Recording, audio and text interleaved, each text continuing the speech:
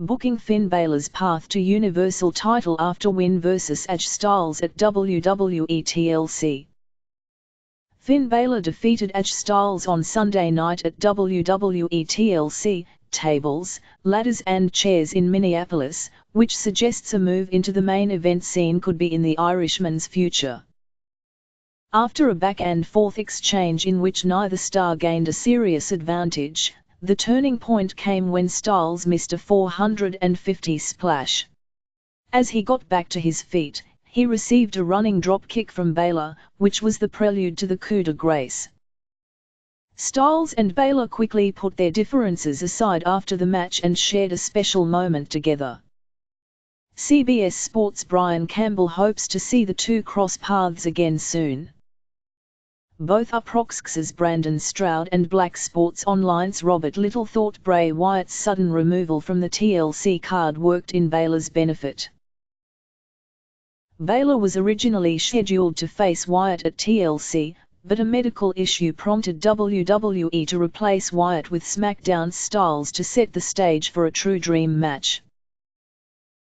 The Demon was already in control of his feud with Wyatt, and it can be argued that beating Styles gives him even more momentum moving forward. Based on comments Balor made in the midst of his program with Wyatt, his eyes are very much on the Universal Championship and Brock Lesnar. Balor made it clear that he wants to become a two-time Universal Champ, and although Wyatt distracted him from that temporarily, it is the next logical step for the former NXT title holder. Shortly after Balor debuted on the main roster last year, he beat Seth Rollins at SummerSlam to become the first Universal Champion in WWE history. He suffered a significant shoulder injury in that match, however, which forced him to relinquish the title and landed him on the shelf for several months.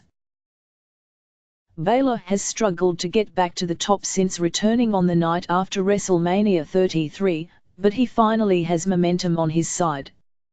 His feud with Wyatt had its ups and downs, although it did lead to the return of his demon persona, and it allowed him to explore an even darker and more sinister side of his character.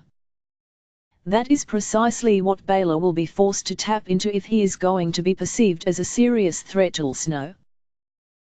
Although there has long been talk of a WrestleMania rematch between Lesnar and Roman Reigns, there is more intrigue and cachet regarding Balor vs Lesnar in a match that can be billed as the Demon vs. the Beast.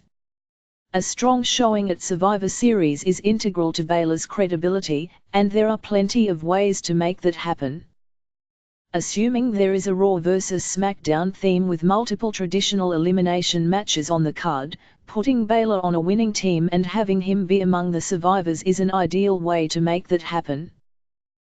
Among the possibilities are putting him on the same team as The Shield or perhaps even teaming him with his former Bullet Club brethren in Luke Gallows and Carl Anderson. That would then open the door for a potential bout against The Shield at Roadblock. Even if Balor doesn't win that match, he can be made to look strong with either Gallows or Anderson taking the fall.